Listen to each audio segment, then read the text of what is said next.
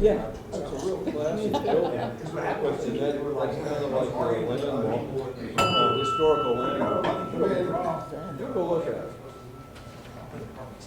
Well, it's my opportunity to go ahead and introduce our speaker today, Carlton Dufrechou. I don't know if I pronounced his last name properly, but it's close. He's a native of New Orleans, and he received both his BS degree in civil engineering and his MS degree in civil environmental engineering from Tulane University. Carlton is a licensed planner.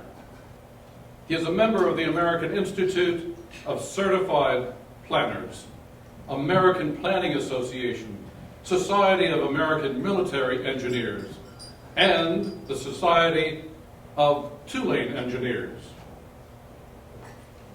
You know, we have this gentleman here today because he's intimately involved with Lake Pontchartrain. He was instrumental in helping clean Lake Pontchartrain up. Lake Pontchartrain is a basin of 5,000 square watershed miles, encompassing 16 parishes, and believe it or not, 4 Mississippi counties. It is one of the largest estuaries systems in America's Gulf Coast. The basin has most diverse topography in Louisiana, ranging from rolling woodlands to coastal wetlands. At the basin's center is the 630 square mile Lake Pontchartrain. The lake is surrounded by almost 1.5 million residents of Metro New Orleans, making it the most densely populated area of Louisiana. Pontchartrain's fisheries alone contribute over $35 million to the area's economy. Now, I could keep on and on and on. So I'm going to cut to the chase and just read what I wrote initially about our speaker. Over many years, he has been fortunate to work with a lot of great folks, and this is his wording, on a variety of public and private projects. Carlton will let us know today the importance of maintaining the longest bridge in the world that crosses Lake Pontchartrain. Excuse me, one of the longest bridges in the world. How many of you know how many piers or pilings support the bridge? 9,000. And according to this gentleman, and I don't want to steal too much of his thunder, it is going to last indefinitely. It could. And he is very proud of that fact. It's still a very strong bridge. It is my pleasure to introduce Carlton. Thank you.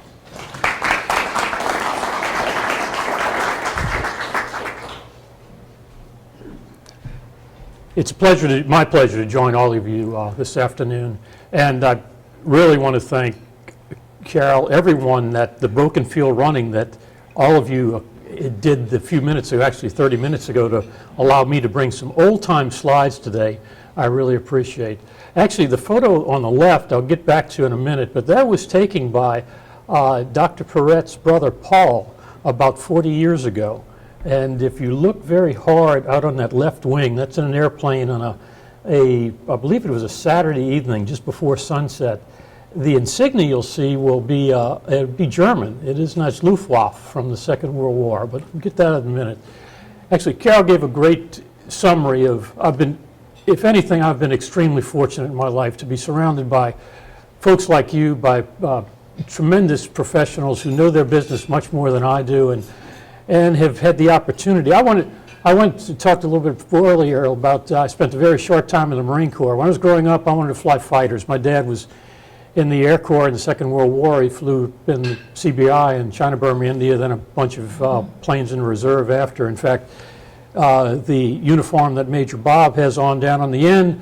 My dad, when he passed in April 5th of 2000, one of his last requests was that his blouses and his CBI boots, other stuff, would go to the World War II Museum. Was very proud a couple of years ago when it was notified that they were actually on display. But from Dad, I grew up around airplanes, was fortunate first flight was in 1960 out here at Lakefront Airport.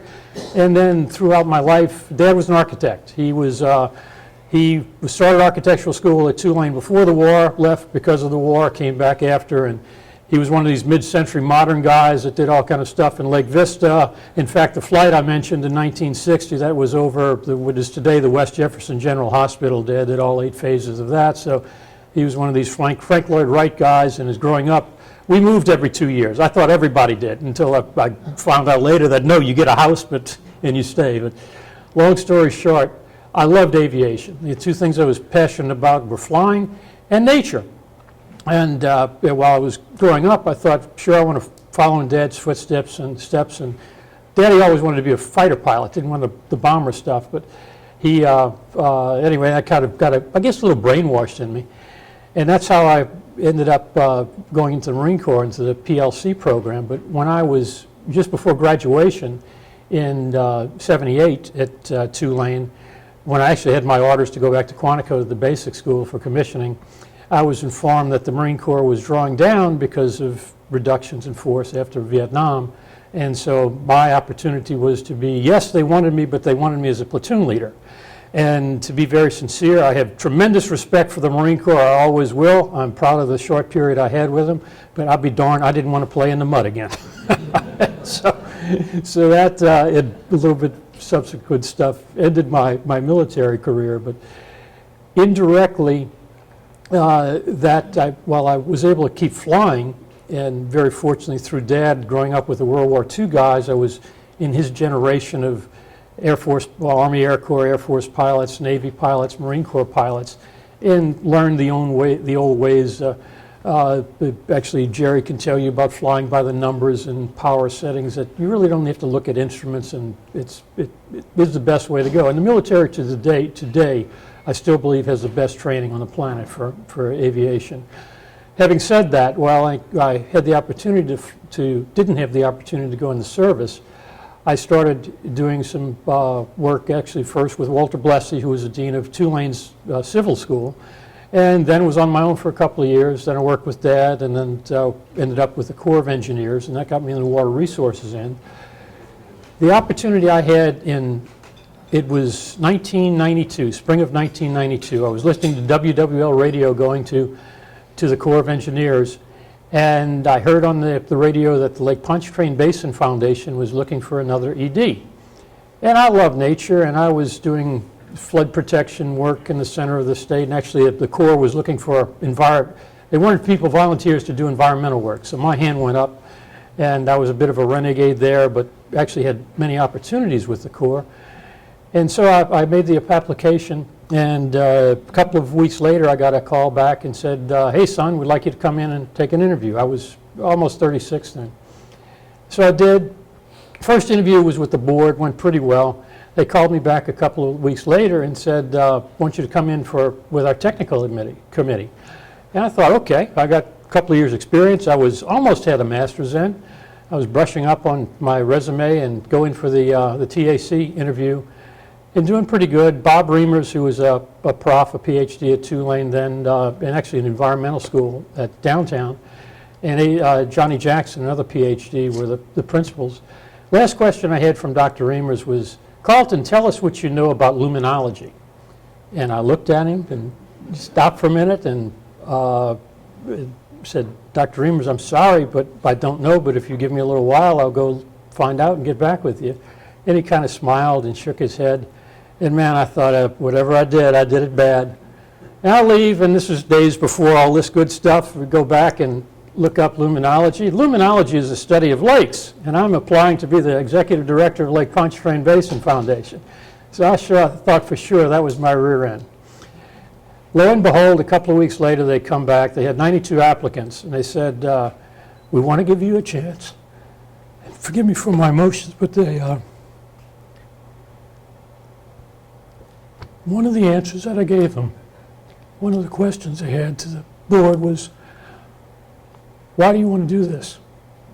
And this was in a building at Lakeway then, a small conference room, and up on, I think, the 10th floor, and just looked out at Lake Pontchartrain. I'd be darned, it wasn't me talking. But suddenly I was eloquent and said something along the lines of, look out that window. Look at this resource.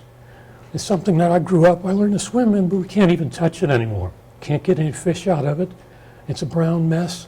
It's worth saving. And anyway, that got me the chance to go with the LPBF. And I tell you,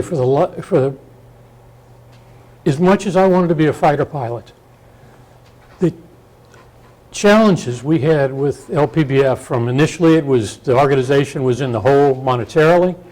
There was some static going on politically.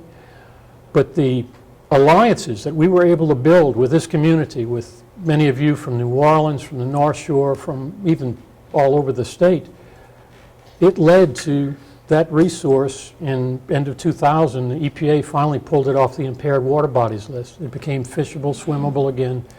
You know the short of it.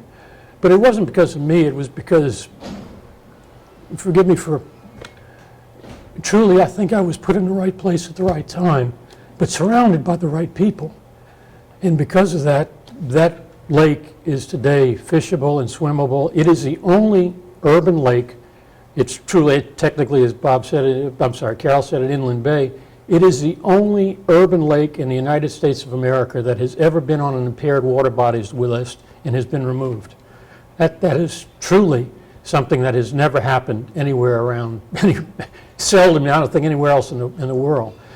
The LPBF initially was focused on water quality. From that, we started getting into habitat restoration, and many of you will know remember the Mississippi River Gulf outlet. We'll just talk quickly about the coast.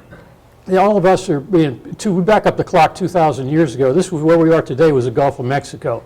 Everything south of the South Shore was all built over eons by the Mississippi River, wheeling back and forth and depositing sediments.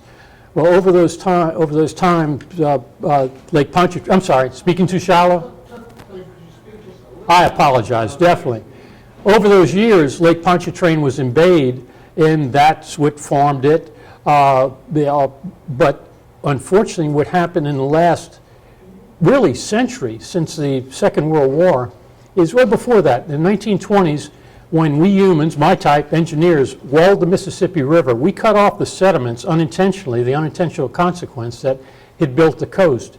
And because we're in these soft soils, we're continually subsiding, we're sinking. So that stability we had was cut off. About the same time in the Second World War, we started cutting navigation canals for oil and gas exploration and for navigation. Certainly during the Second World War, I didn't want German submarines hitting any of our shipping, so that was the intercoastal waterway. But by doing that, we changed the hydrology, the way water flowed. And those two things, while they weren't recognized, they were recognized by a handful of folks in the early days. They were not really truly recognized for the impacts on the coast until probably the 80s or even into the 90s.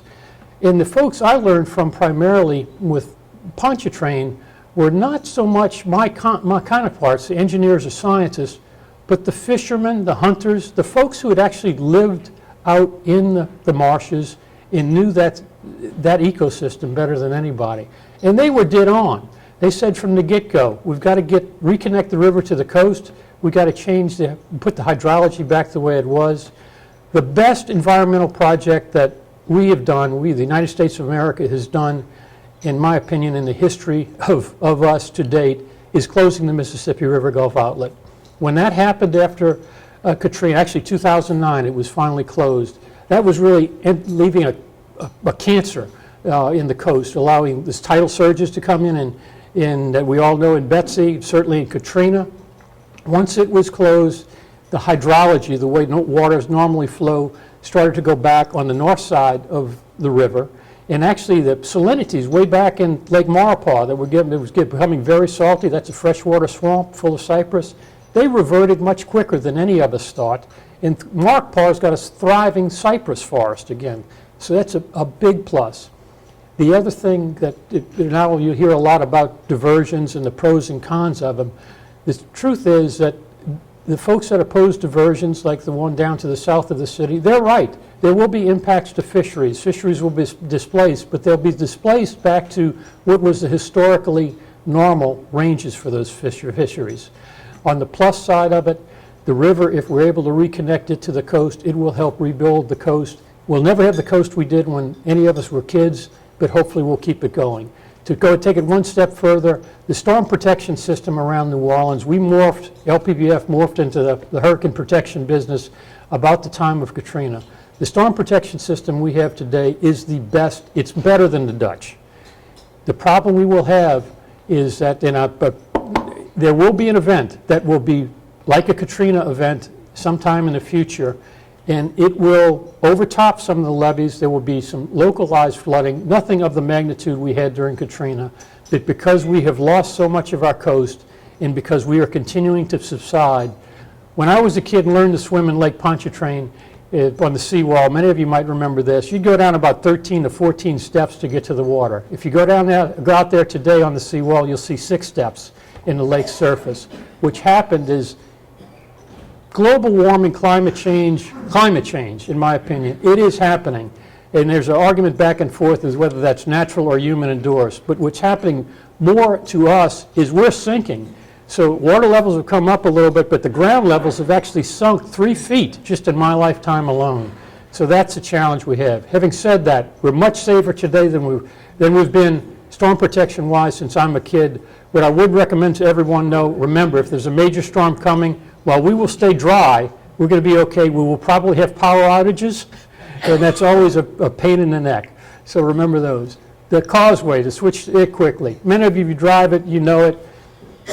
Carol said it is a magnificent structure. It is still, despite what some folks on the other side of the planet want to say, it is the longest bridge over water anywhere in the world. The Chinese have another bridge that they claim is larger.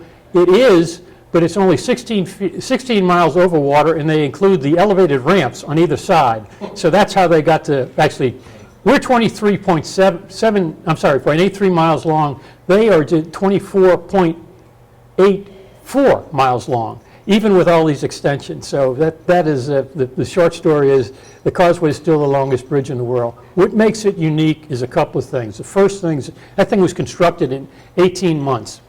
It had never anything like that done before. It was the first large-scale use of pre-stressed concrete for bridges anywhere in the world, and it was made by components. There's the piles, the pile caps, and the decks. They were all built on shore, barged out into the lake, and the entire thing completed in less than 2 years. First bridge completed in August of '56. It is now 68 years old.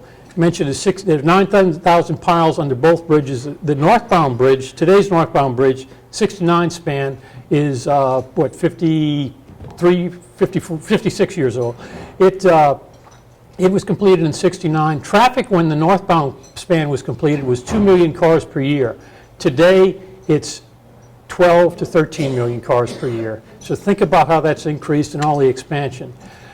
When I came aboard, I asked the staff, this was late 2009, what they thought could be better to improve the bridge. The bridge always had a good response with police forces and motorist assistance. Said right away, full-length shoulders. That is a dream sheet always. The challenge with full-length shoulders on the bridge, anybody want to guess the cost pre-COVID? It was $2.8 billion pre-COVID. Remember, you're not building only 24 miles, you're building 48 miles. Got to do both spans. So we went back and forth. We've got to support ourselves through tolls. And if you do have a VA pass, we want you to go back and forth and all that good stuff. But anybody who pays a toll, we greatly appreciate that because we got to make ends meet too. Having said that, we tried to figure out a way, what can we do to provide more emergency stopping area? We knew we had the 7 crossovers, so what we came up with was to put these segmented shoulders, mid-span between the crossovers. They tripled the emergency stopping area on the bridge. We went from over 180 crashes a year down to last year we had 128. So the additional stopping areas definitely work. The other big problem we had, and this is a result not only of traffic, but in the late 90s, remember in the country, we started switching from the low center of gravity automobiles to SUVs. Everybody's got a personal truck, high center of gravity vehicles. The southbound bridge, which was designed in '54, '55, the barrier rails, that concrete parapet was only 25 inches above the roadway. So if you get a truck, a pickup truck, an SUV, they're designed to climb over the humps, the busted up streets in New Orleans. So they had no problem climbing over the rails, unfortunately. We had 17 overboards. Of those 17 overboards, we had 12 fatalities. And that was, at one point, we were having 2 a year. And that's what led to the new rails on the southbound bridge. Between the two projects, there was $100 million worth of improvements on the bridge. All of us pay for them today with the increases in the tolls. The bridge, though, today, we have not had an overboard since the new rails are in. It is truly, in my opinion, the thing that makes the Causeway unique today is not only the longest bridge in the world, it is inspected every year. We actually physically touch 20% of the bridge, 20% of the 9,000 piles. If you drive south, you go clump, clump, clump 2,243 times. That's the deck sections. Inspect each of those deck sections, and we'll either physically touch them or actually do a drive-by on a 5-year cycle. We're inspecting the entire bridge. Annually, the bridge has about $5 to $6 million of maintenance that primarily is done at the night, so most of the commuters don't know it. But like anything else, like you keep up your house, same thing with the bridge. It could conceivably last forever if the maintenance is continued.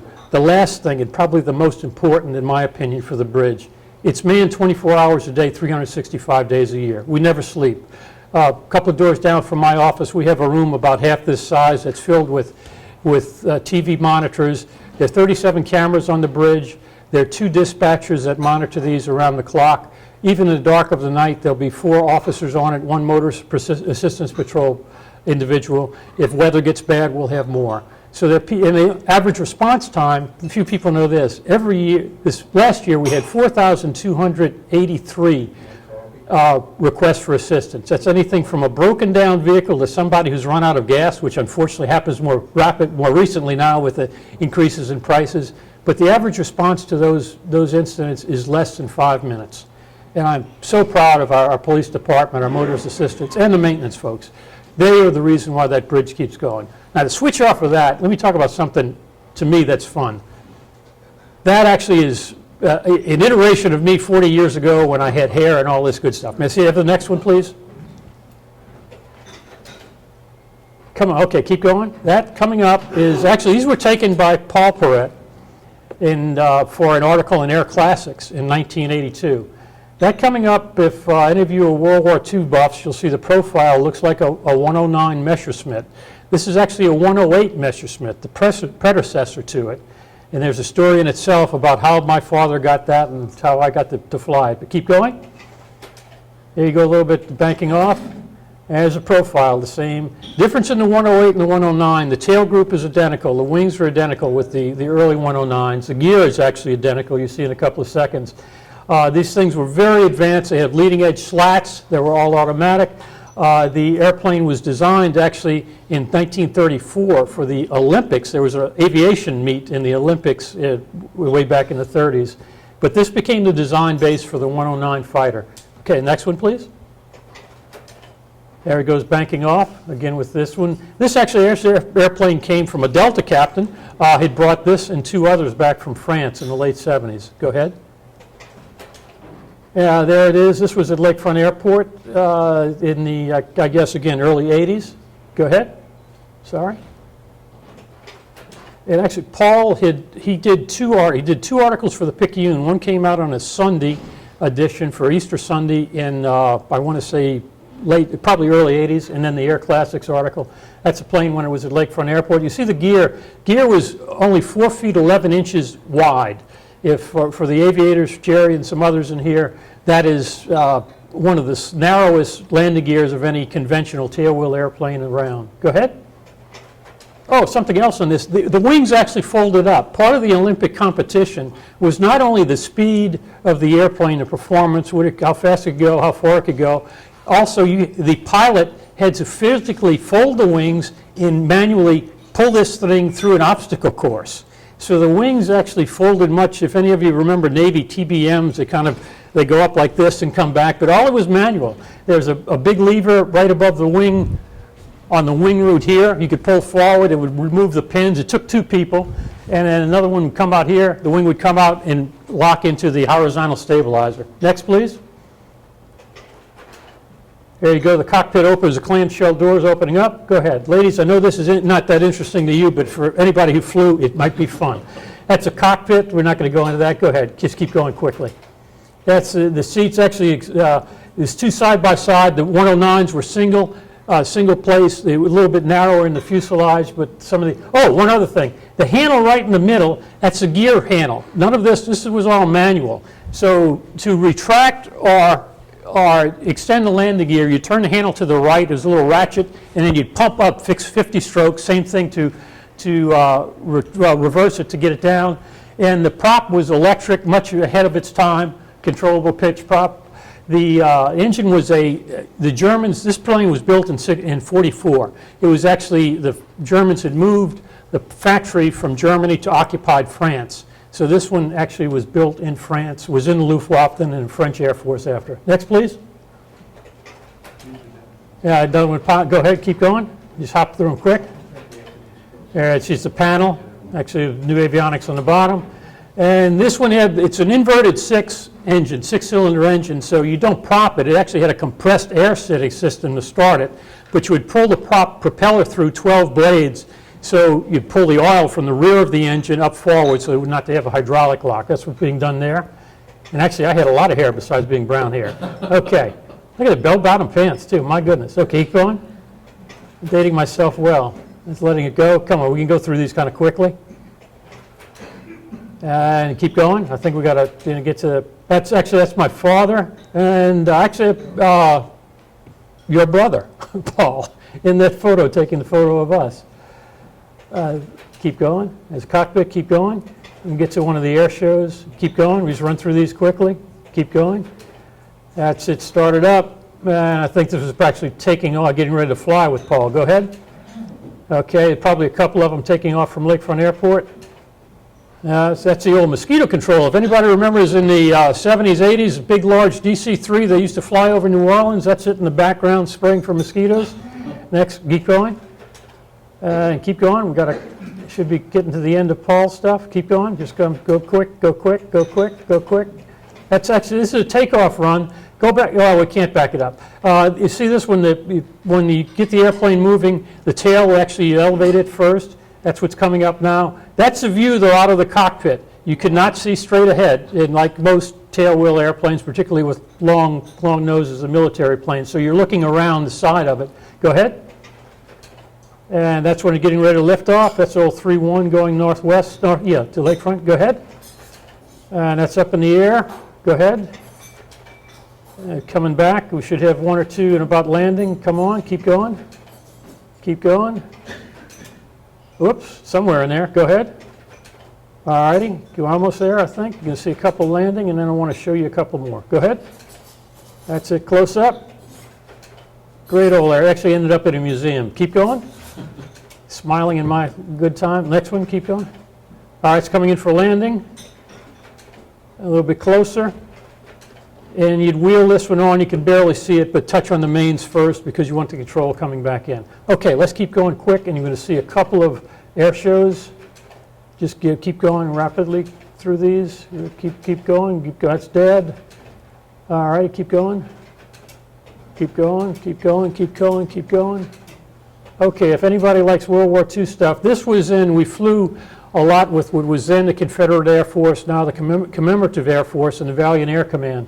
This series is going to be at Titusville, Cocoa Beach in the late 80s. The line on the left would be a bunch of P-51s. Keep going. Go ahead. The Mustangs. And that's AT-6s, SNJs on the right. Keep going. You see a Bearcat in there, a Navy fighter. That's it. Go ahead. T-28s from both Air Force and Navy from 50s, early 60s. Go ahead. Trainers, advanced trainers. That's an F-4F Wildcat let's see, would have been early in the Second World War. Behind that would be a TBM torpedo bomber like President Bush #1 flew. Go ahead. It's a birdcage Corsair, Pappy Boyington, if anyone remembers that stuff. It was his airplane. Go ahead. And this is what, B-25s in the background. Keep going. The bombers, the Sea Fury, a Navy, this was post-Second World War, Korean division, go ahead. I wish I had a 5-blade prop, the Sea Fury on the right, keep going, we should be running to the end. Another one, the Sea Fury, that's the Messerschmitt's nose on the right, go ahead. And somebody waiting for a next sortie, that was actually me, I think, on the wing. You go to Tycho now, they got a bunch of trees, high trees in the backgrounds, go ahead. B-25s, actually Dad flew these at Keesler after the Second World War, and then B-26s in Korea. Go ahead. Another B-25. A few of those still flying. Go ahead. Actually, in the shows, we'd be flying, we were the bad guys, and it'd start off with like Japanese guys doing bombing Pearl Harbor, and then it would go through B-25s coming. Actually, every once in a while, had a B-17 in there. But we'd be flying with, we were the bad guys and get shot down. My claim to fame in flying is probably got shot down more than anybody else over the continental U.S. in a Messerschmitt. The other claim to fame, though, is we'd be flying with these guys. The plane you see right there is a Ju-52. Martin Caden, the writer, guy that did the $6 Million Man and some other stuff, that was his airplane. He had restored it. We were part of, there was one other 208 Messerschmitt, and we were the bad guys flying with him, but frequently we'd be right behind Martin, and that big Iron Annie, he called it, and the B-25s were, Messerschmitt weighed about 3,200 pounds loaded. The 25s and these things would be over 20,000 pounds. So when you're coming down low and you get into turbulence behind those things, you're bouncing all over the place, which is a story in itself. Keep going, please, Carol. That's Caden's stuff again. Actually, go ahead. Okay, we're coming to the end of them. I think this is closing up. One more, the 108 and the B-25 for scale. It was a Yak. That was one before when the Evil Empire was still around and had few Russian airplanes. That's actually a Yak-11, first one in the country. Go ahead. Yeah, one of the young men that liked the airplanes, just took a photo of him. Go ahead. I think that should be about it. Birdcage Corsair. And come on, you got to be getting to the end. Oh, P-40s. This one was the Warhawk. My dad flew in China. He was part of the 14th Air Force, obviously, the Flying Tigers fame. That was what started General Chennault in the 14th Air Force. How many cylinders on that engine? That was an Allison. I think it was a V-12. Yeah. P-40s are great airplanes, but did not have a supercharger in them. Iron Annie again, go ahead. Sea Fury, tremendous Griffin engine, go ahead. And that's a 108, getting ready to bed it down for the night. Go ahead. It's just putting the control locks in the tail.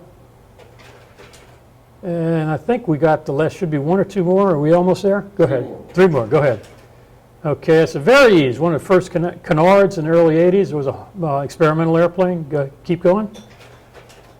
And this is a row, this is what it looks like still at air shows today. You can see all the small airplanes, the private airplanes leaving. It would be literally as soon as the air show would end, everybody would run to their vehicles or run to their airplanes, and for up by the next hour, it'd be folks going all over the place. And that's the end of the 108. Oh, one more with the flaps.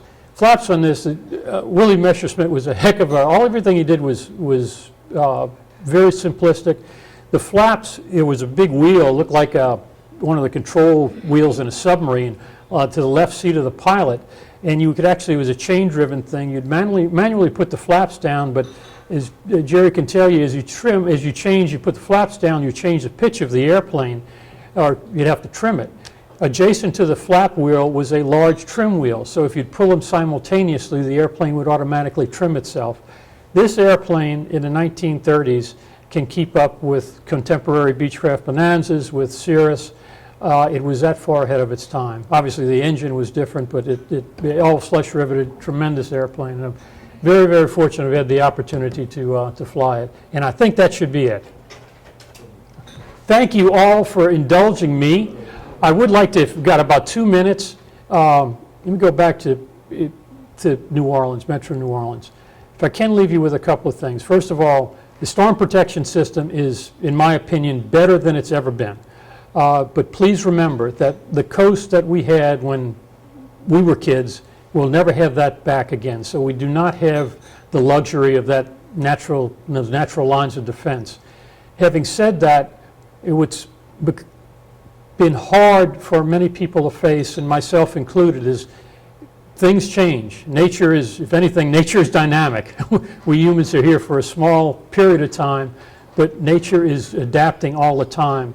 What's happening in coastal Louisiana is nature is adapting to a more sustainable system. It will not be what I knew as a kid, what any of us knew growing up, but it will become self-sustaining again. However, because of that, the communities that are closer to the Gulf are going to become more and more at risk. Even those of us that live, thank goodness, behind the storm protection system, we will be more at risk. But in my opinion, we will not be anywhere near the degree of dangers that we had before the new storm protection system. We're talking a little bit before we met about there were decisions made in the 60s and 70s that were made not by the federal government but by locals to save costs. The primary one being putting the pumping stations miles away from Lake Pontchartrain and having sheet piles on the levees, the outfall canals and levees. That never should have happened. Those pumping stations should have always been on the lake.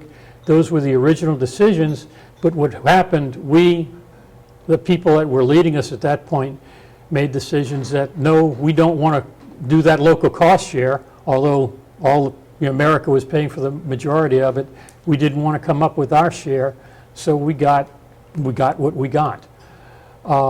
Having said that, I'm not nearly engaged as much as I was right after Katrina with the storm protection works.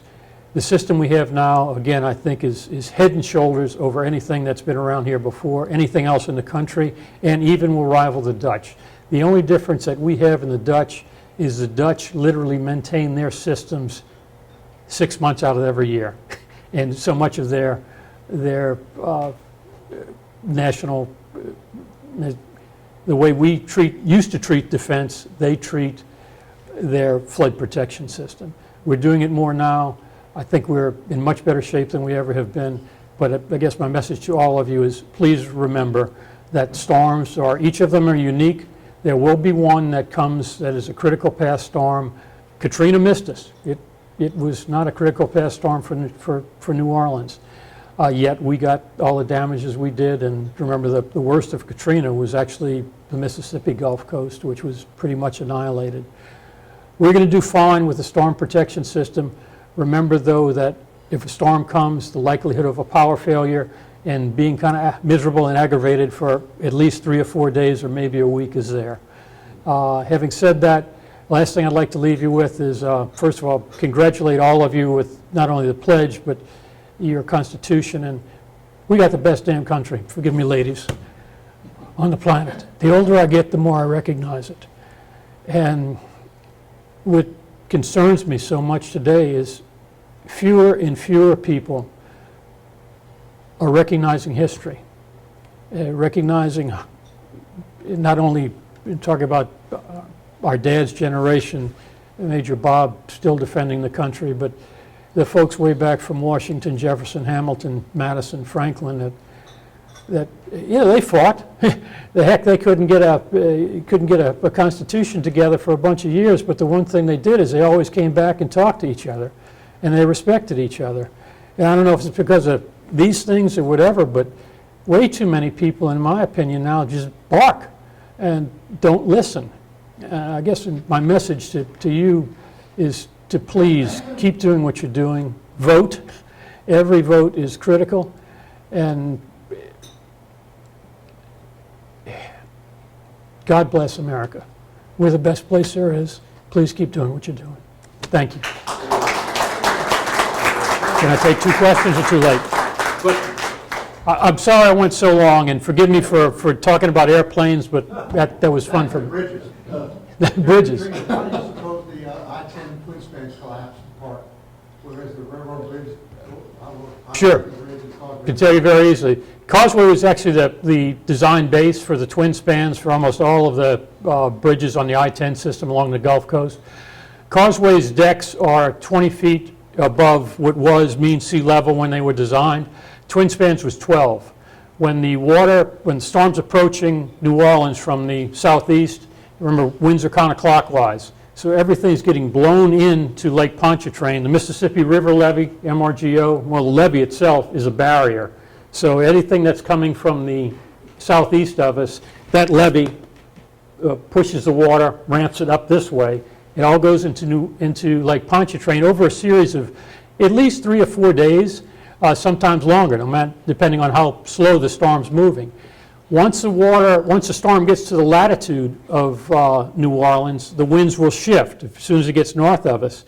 So everything that's going this way, and the water's initially getting pushed over to the southwest quadrant. Remember, Laplace will flood frequently. As soon as the storm gets to the latitude of New Orleans, the winds switch. Everything that's piled up on that end of the lake actually tilts. The water surface tilts.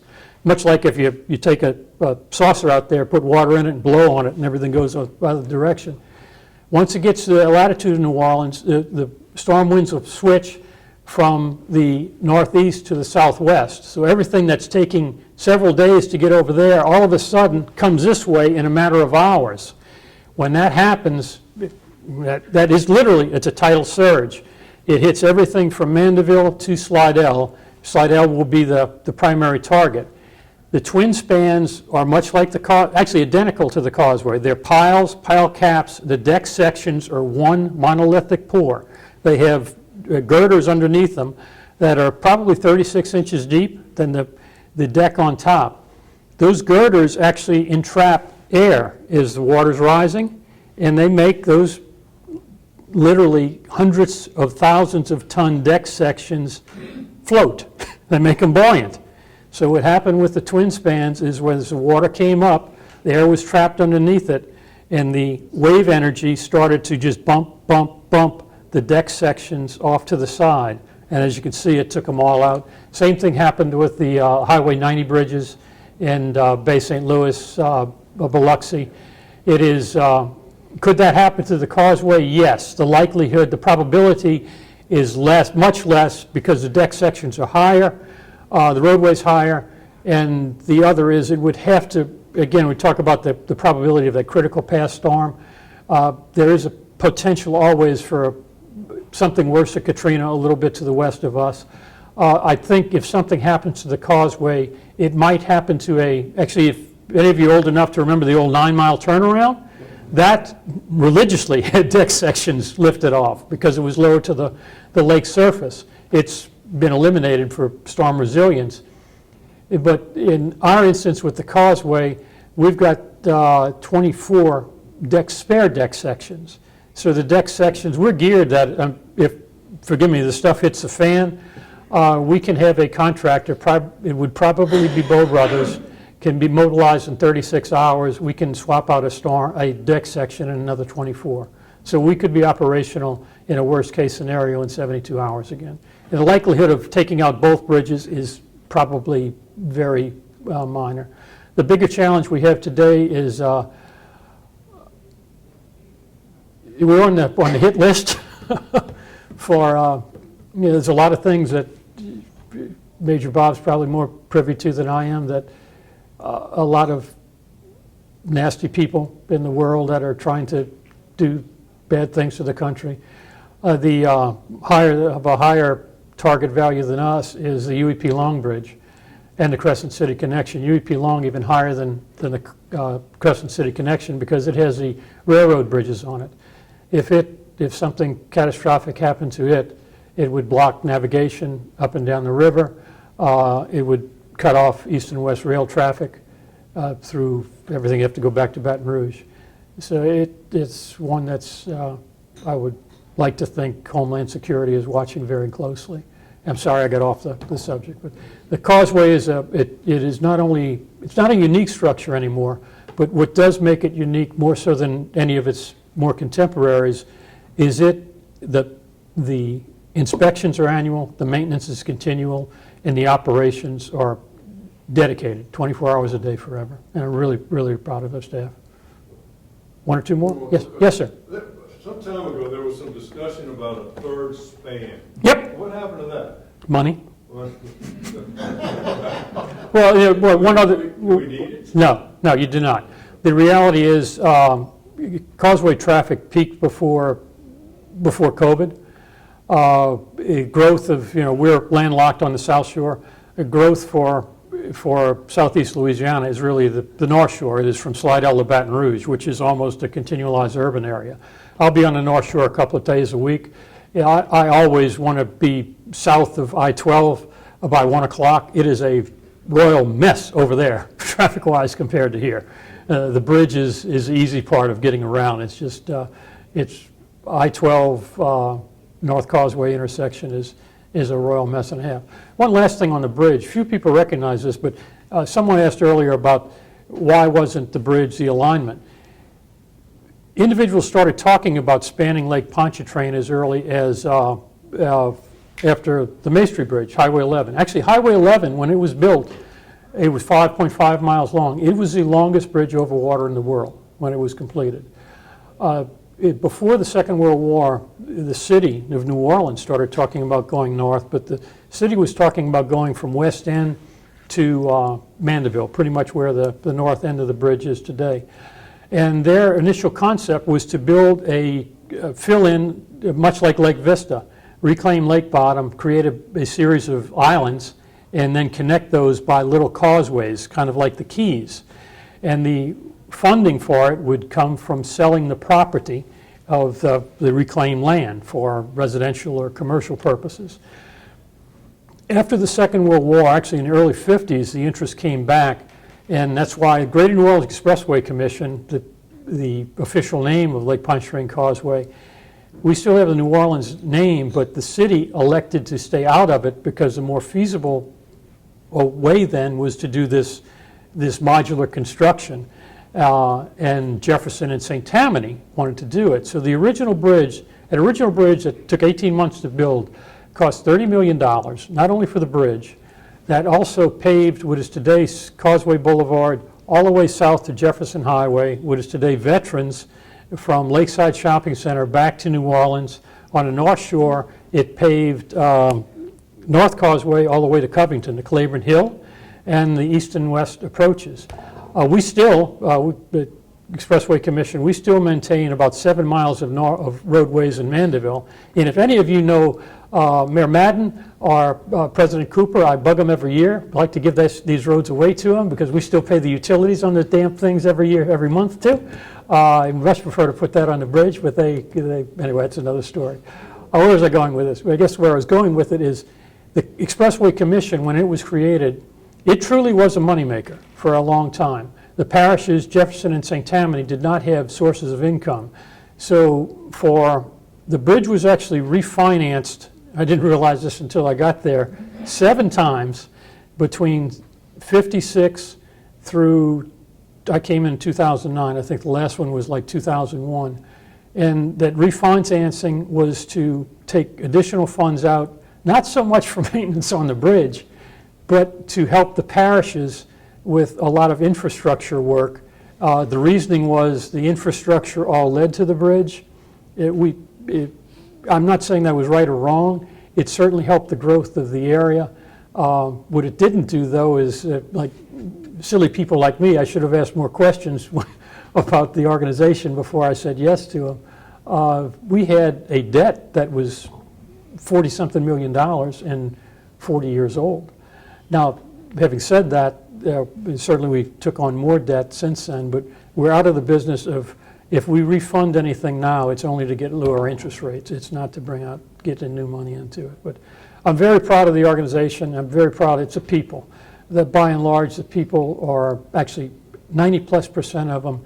When I came in, we had 120 folks. We have 89 FTEs right now. More than a third of those are police officers. About another third would be maintenance. If the balance third, five of us are admin, and the toll collectors, the tag office represents the rest of, and dispatchers, I don't want to forget those, but they're there because of the mission. The mission is to get all of you, our commuters, back and forth safely and timely every day, and that's the sole reason we're there today. I very much appreciate your attention. Again, bless all of you. Please keep doing what you're doing. Remember, every day we got the best forgive me ladies, best doggone country on the planet, and we got to preserve it. It is worth saving. So thank you all, bless you all, and if I can do anything with you for the bridge and Jerry is potentially a candidate for, I'm a member of old guys flying organization. Hopefully we can get Frank in there too. And if any of the rest of you are aviators and want to tell some stories about airplanes that are almost based in fact, let us know and we'll get you in there too. I really appreciate your attention this afternoon. Thank you.